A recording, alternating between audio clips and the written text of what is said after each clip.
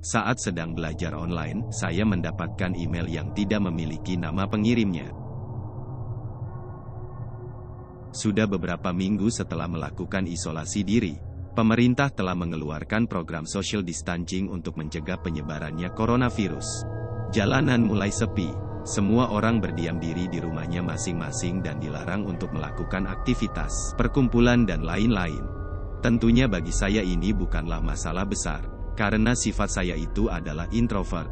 Jadi program dari pemerintah ini tidak berdampak terlalu besar ke pola hidup saya sekarang ini. Tapinya ada beberapa yang harus diubah dari pola belajar saya, yaitu saya harus mengikuti sekolah online melalui berbagai macam media internet.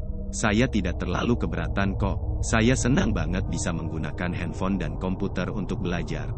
Sistem pembelajarannya masih sama saja seperti yang dilakukan di sekolah sehari-harinya, tetapi sekarang tugas dari para guru itu melipat ganda. Walaupun tidak terlalu sulit, tetap saja, nambah tugas itu akan membuat semua murid komplain dan mengeluh. Biasanya guru mengirimkan materi pembelajaran terlebih dahulu, dan setelah itu tugasnya baru diberikan dengan deadline mereka masing-masing. Ada beberapa guru yang deadline-nya lebih dari 1 hari, dan disinilah saya memanfaatkan sifat nokturnal saya untuk mengerjakan tugas tersebut. Biasanya mengerjakan tugas itu diawali dari jam 8 malam. Di suatu malam, saya sedang mengerjakan tugas di komputer. Saya lihat jam di samping saya, dan itu menunjukkan pukul 11 malam. Karena merasa haus, saya pergi ke dapur untuk mengambil segelas air minum. Kembali saya duduk di depan layar kaca komputer. Di ujung monitor terlihat ada notifikasi email yang datang saat saya sedang mengambil minum. Saya pikir itu hanya email spam, jadi saya abaikan sementara. Saya melanjutkan mengerjakan tugas yang belum selesai setelah itu. Selesainya saya mengerjakan tugas, saya merasa penasaran apa yang ada dalam email tadi. Saya buka Gmail dan mencari email tersebut. Emailnya tidak memiliki subjek ataupun nama penerima. Kok nggak ada nama pengirimnya ya? Ujar saya kebingungan. Saya buka emailnya dan melihat isi dari email tersebut. Jika Anda membaca ini, tolong lanjutkan ke 3 orang di kontak email Anda. Jika tidak, Anda akan dikunjungi oleh manusia bayangan. Mereka itu tidak memiliki bentuk yang jelas. Anda tidak bisa melarikan diri dari mereka, sangatlah berbahaya jika bertemu dengan mereka. Sebarkanlah email ini sebelum terlambat. Manusia bayangan? Lelucon macam apa ini? Memang benar ternyata email ini hanyalah email spam biasa, jadi saya abaikan perintahnya. Karena merasa kesal, saya buka YouTube untuk menyetel musik untuk mengisi waktu luang. Beberapa menit kemudian saya menerima email lagi. Tetapi yang ini berbeda dari yang sebelumnya, sekarang email ini memiliki subjek.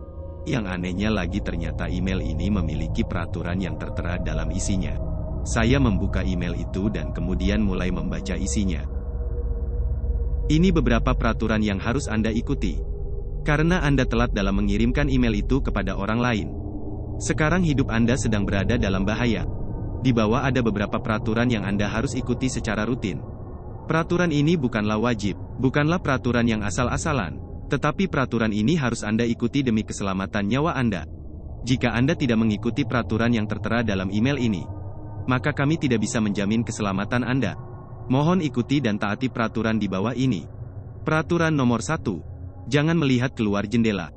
Jika masih ada jendela yang belum ditutupi oleh gordeng, segeralah ditutup. Peraturan nomor 2. Jika Anda mendengar suara ketukan pintu, abaikan saja. Jangan sampai Anda membuka pintu untuk keluar. Peraturan nomor 3. Jangan pernah keluar rumah dari pukul 21.00 hingga pukul 3.00. Peraturan nomor 4. Pada jam 11.56 Anda akan menerima telepon dari nomor yang tidak diketahui. Janganlah diangkat telepon itu. Abaikan saja hingga berhenti. Peraturan nomor 5. Usahakan untuk tidak tidur dari jam 20.00 hingga jam 1.00. Jika perlu minumlah kopi atau minuman lain yang membuat kantuk Anda hilang. Peraturan nomor 6. Jika Anda mendengar suara bersiul di rumah Anda, janganlah Anda mendekati tempat itu. Yang bersiul bukanlah keluarga Anda, tetapi makhluk lain. Peraturan nomor 7. Jangan mencari keluarga Anda di dalam rumah. Mereka sedang tidak ada di rumah setiap pukul 21.00 hingga pukul 3.00. Jika Anda melihat salah satu anggota keluarga Anda berada di dalam rumah, larilah ke kamar Anda dan kunci pintunya. Mereka akan mengetuk pintu kamar Anda dan meminta untuk membiarkan mereka masuk. Jangan tergoda oleh panggilan mereka dan biarkan pintu itu terkunci hingga suara ketukan menghilang. Setelah membacanya, saya terdiam sejenak memproses apa yang saya telah baca. Peraturan itu sangatlah tidak masuk akal dan seperti yang dibuat-buat saja. Tetapi ada perasaan khawatir dan ketakutan yang luar biasa yang menyelimuti tubuh saya. Suasana malam itu sangatlah hening. Tidak ada suara binatang ataupun kendaraan. Padahal di luar rumah saya ada banyak kandang burung dan rumah saya tidak terlalu jauh dengan jalan raya. Seketika HP saya berbunyi yang membuat saya melompat. Ternyata ada panggilan yang tidak memiliki nama atau nomor, hanya bertulisan unknown number. Saya terdiam beku di tempat. Dengan rasa panik yang luar biasa, saya melihat jam di samping yang menunjukkan pukul 11.56. Di situ jantung saya berhenti berdetak. Terlalu takut untuk melakukan apa-apa. Yang saya bisa lakukan hanyalah melihat layar HP saya yang terus berdering tanpa henti. HP saya pun akhirnya berhenti berbunyi. Suasana kembali menjadi hening. Saya bisa merasakan jantung saya berdebar begitu kencang. Terkejut dengan apa yang telah terjadi. Kemudian saya membaca peraturan-peraturan yang ada di email tadi dengan teliti untuk memastikan kalau panggilan itu bukanlah main-main. Setelah membacanya kembali, ternyata kejadian tersebut sudah tertera dalam peraturan nomor 4. Sialan, Ujar saya. Ternyata emang benar kata email spam yang tadi kalau hidup saya sedang berada dalam bahaya. Seharusnya saya melanjutkan email tadi, sekarang saya menyesal telah mengabaikannya. Walaupun begitu, ini bukanlah saatnya untuk menyesalinya. Saya tidak membiarkan penjagaan saya lalai. Saya tetap terus terjaga untuk mencegah hal yang buruk terjadi. Tak lama kemudian, terdengar suara ketukan pintu dari ruang tamu. sudah larut malam begini masih ada yang bertamu, Pikir saya. Kemudian saya keluar dari kamar dan langsung menuju ke ruang tamu. Takut membangunkan orang tua saya niatnya ingin melayani tamu itu sendiri. Tetapi saat setengah jalan mau ke pintu, saya tersadar tentang sesuatu. Peraturan nomor 2. Jika Anda mendengar suara ketukan pintu, abaikan saja. Jangan sampai Anda membuka pintu untuk keluar. Hampir saja saya membuka pintu depan rumah, untung saja saya teringat oleh peraturan itu. Terdiam diri di tengah ruang tamu. Kemudian saya mengingat kalau ada peraturan yang mengatakan untuk mengecek jendela rumah. Dengan itu saya mengelilingi rumah mengecek semua jendela untuk memastikan jendela itu tertutup dan terhalangi oleh gordeng. Selesainya saya mengecek semua jendela, saya melihat adik saya masuk ke kamar mandi. Saya tidak berpikir panjang dan langsung pergi ke kamar. Setelah mendekati pintu kamar, tiba-tiba bulu kuduk saya merinding. Dengan cepat saya berlari ke kamar dan mengunci pintunya. Tak lama setelah itu terdengar ketukan dari pintu kamar saya dan suara adik saya yang memohon untuk masuk. Kakak, boleh gak kalau aku tidur sama kakak dulu? Aku tadi mimpi buruk. ini juga mimpi buruk bagi saya, Dek. Kamu itu bukannya asli.